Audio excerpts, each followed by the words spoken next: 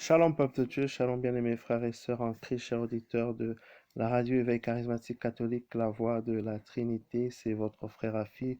Je vous souhaite la bienvenue à ce tonus matinal. Je vous salue en ce matin dans le puissant et précieux nom de notre Seigneur Jésus-Christ de Nazareth. Une grande joie de partager la parole de Dieu aujourd'hui, la parole de Dieu en ce jour. Nous allons la lire dans le livre de Ben Sira le Sage. Ben Sira le Sage, nous allons prendre le chapitre 36 par exemple. Donc, nous allons commencer au chapitre 36. Donc, c'est la lecture de la parole d'aujourd'hui, la première lecture. Donc, la Bible dit, prends pitié de nous, Maître. Et Dieu de tout reprend la crainte sur toutes les nations, qu'elles l'apprennent comme nous l'avons appris. Il n'est pas de Dieu hors de toi, Seigneur. Renouvelle les prodiges, recommence les merveilles, rassemble les tribus de Jacob comme au premier jour.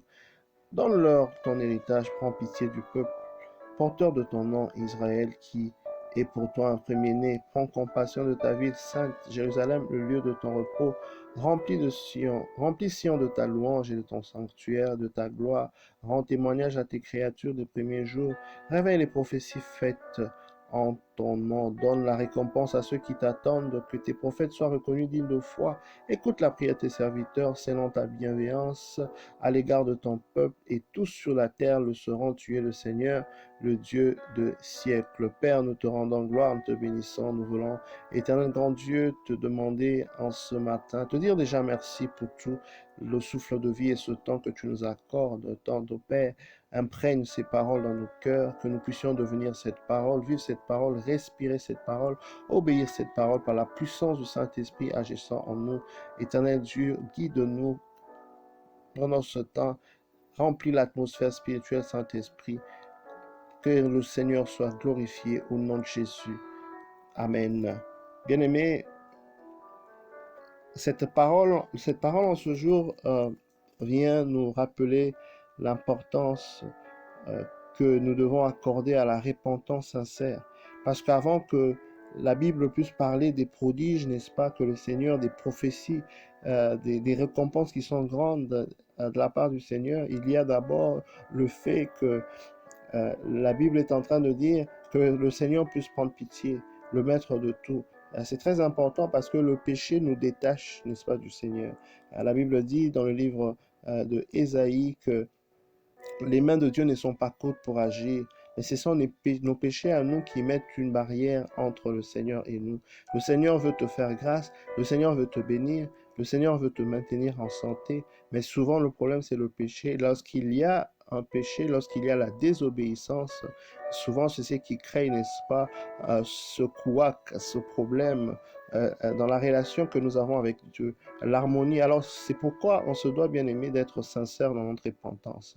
On ne peut pas être, n'est-ce pas, un pied dedans, un pied dehors. On ne peut pas être hésitant. On ne peut pas revenir à des choses qu'on a vomies dans le passé. On ne peut pas revenir à des anciennes habitudes qui n'honorent pas le Seigneur. J'aimerais t'exhorter, bien-aimé, en ce jour, vraiment, de rechercher la repentance sincère.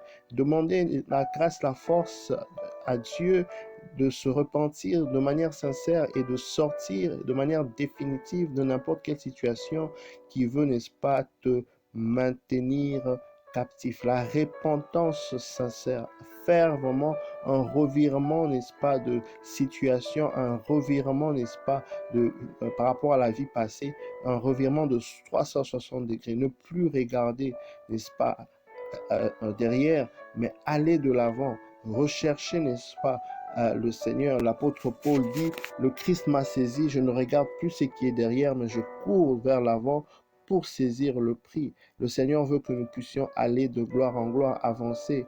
La Bible dit, celui qui met la main à la charrue, regarde en arrière, n'est pas digne du Seigneur. On doit aller de l'avant. Les choses anciennes sont passées, nous sommes dans le neuf, bien-aimé. On doit continuer le chemin avec Christ. On ne doit point abandonner, n'est-ce pas, le Seigneur. On ne peut pas se permettre de revenir en Égypte, car l'Égypte veut dire l'esclavage.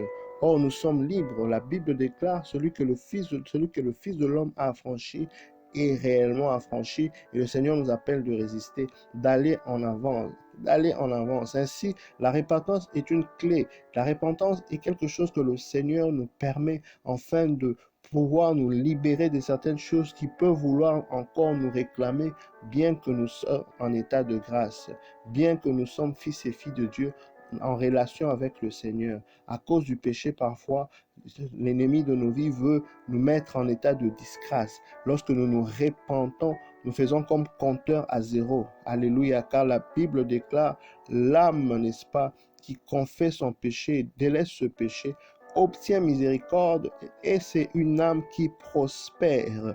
Donc la prospérité de notre âme est liée, bien aimé, au fait que nous puissions confesser, reconnaître nos fautes devant le Seigneur, nous humilier devant Dieu. La Bible dit, humilie-toi devant les mains puissantes de Dieu et le Seigneur te relèvera, n'est-ce pas, au moment opportun.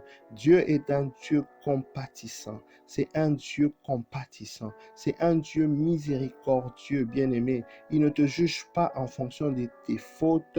Il ne te demande que de revenir à lui, d'être humble, de reconnaître ta faute. Donc, il n'est pas encore tard. Il faut, bien aimer, rechercher la paix avec Dieu en toutes choses. Il faut se repentir de manière sincère. J'aimerais t'exhorter en ce matin, bien aimé, de te repentir là où il y a eu faute, là où il y a eu, n'est-ce pas, faute, là où il y a eu rébellion, désobéissance, là où, n'est-ce pas, tu ne mènes pas la vie qui reflète les valeurs de Dieu, qui reflète la volonté de Dieu. J'aimerais, n'est-ce pas, en ce jour t'encourager, que tu pries que la grâce de Dieu te sorte de toute situation de péché, de toute situation qui compromet, n'est-ce pas, ta relation avec le Seigneur, et de te repentir de manière sincère et d'aller de l'avant, de suivre le chemin de Christ, de porter ta croix. C'est très important de vivre, bien aimé, en paix avec Dieu. Cette paix qui nous a été obtenue par la mort de Jésus sur la croix, c'est en nous d'en bénéficier. C'est en nous de ne plus vivre selon les temps anciens, selon, n'est-ce pas, les données anciennes, selon notre vieil homme, notre vieille identité, mais de vivre selon l'identité pour laquelle le Seigneur est mort pour nous sur la croix. Alléluia. La Bible déclare, recherchons les choses en haut, maintenant que nous sommes des nouvelles créatures. Donc j'aimerais donc en ce jour, bien-aimé dans le Seigneur, t'exhorter justement à vraiment mener une vie sincère de repentance, à rechercher la face du Seigneur. Là où tu tombes, la Bible dit, le juste tombe 7 fois, il se relève. Oui, on peut tomber, mais le plus important, c'est de se relever.